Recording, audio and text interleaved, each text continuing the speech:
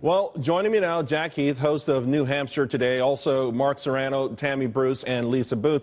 And Jack, I want to go to you first because candidates there spent at least $116 million in advertising. This is according to Cantor Media. And GOP candidates have spent $30 million on negative ads. And interesting enough, Jeb Bush, who says you can't assault your way to the White House, spent $17 million on negative campaign ads. And I'm wondering, because you know this better than anyone else, does this kind of stuff work with the New Hampshire voter?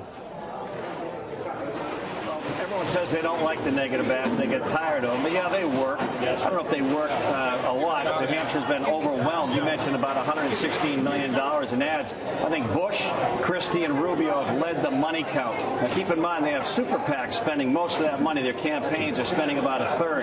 The big story here is Donald Trump's only spent about $3 million on ads, and he's going after Cruz pretty good. Trump's been negative on Cruz here, but that's $3 million out of his own pocket, and yet he's benefiting from a lot of free media, as you know. I just spoke with Neil Cavuto. He talked about the heavy turnout there. Just how critical is it, and why? I think it's hard for some people to understand why it's so critical. How do these ground games make the difference? I think I heard most of that. The ground games here make a difference. We're going to have about 550,000 voters in a state of 1.3 million people. That's a record turnout. That will beat 2008. Last time around, the colleges were on vacation here, so the out-of-state students weren't in New Hampshire. They're here now. That may benefit Bernie Sanders. But on the Republican side, that's where I think you're going to see the surprise tonight. I still think Trump he gets a win, maybe around 10 points, might be a little less, but I think he's going to hold on. The crowds here have been too big for him. But look for Kasich, Bush, and Rubio, or Bush, Rubio, and Kasich. They're the 4 tickets out of New Hampshire, I think. Ted Cruz, no one's really talking about him here. He hasn't spent much money. And then after that, who knows? But I think that the top 4, you're going to see Trump, Bush, Kasich, Rubio in some kind of order there. Sanders, I think he wins big here tonight. Mark Serrano, let me ask you, because it feels like almost everyone's come to that same conclusion. Trump alone at the top. Maybe not as much as the polls suggest, and then this big bunch up in the middle. How important is it for some of these candidates to be at the top of the heap with respect to the race for number 2 and this expectations game? Remember, Rubio came in third, but was considered the winner because he did much better than expected. Absolutely, Charles. Momentum comes from expectations. If you can beat expectations even by a little bit, then you can make a case for some sort of momentum. And as you know, super PACs have really impacted this race in a way that somebody coming number 4 out of New Hampshire who's got a healthy super PAC has at least some life left in him for the next several weeks. So I think it's important, if we take a look at some other exit poll numbers, what we've seen early on is that independent voters are turning out in droves. And also, as much as half of Republican voters are saying they want someone from outside the political establishment. So I think those will probably bode well for Donald Trump. Frankly, I think his endorsement from Scott Brown helps a little bit, with the ground game for that campaign.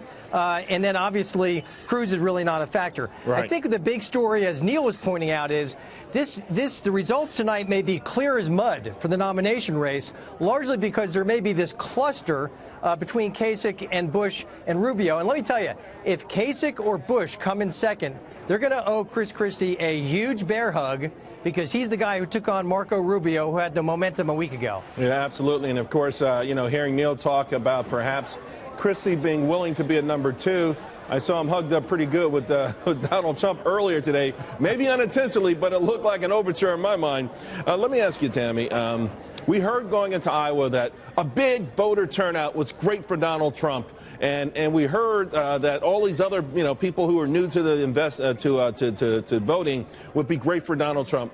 It didn't work out that way, but we're hearing the same narrative here. Yeah, well, what we're hearing is that it's a big turnout. It doesn't mean it's all new people. It's not new registrants, which is the same issue in Iowa. It's people who have been registered. It's a higher percentage of people coming out because, and as we saw, and this is the key, I think, with Trump, you had this larger turnout. Many people came out because they were rejecting what Trump was arguing for and because they wanted to save what mattered to them. If we see that here in New Hampshire, his winnings, of course, it will be a much smaller margin, but it signals that something else has been baked into how he's now being perceived on the issue of respect. He's been using some vulgar terms in the last 48 hours.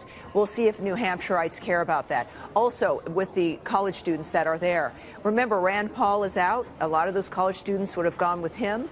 These are individuals who Ted Cruz has been courting.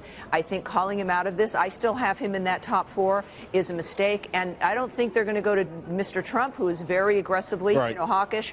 I think Ted Cruz has been holding back on that to some degree, and that will help him. Although I think it plays in his favor that he has certainly lowered his own expectations, yes. and he's risen Rubio's expectations. I want to ask you about that, Lisa. Marco Rubio, a few days ago, going into the weekend at least, had the momentum. A lot of people thought maybe there was enough time for him to give Trump a serious challenge here. Now we have a lot of experts saying he may not finish in the top 3.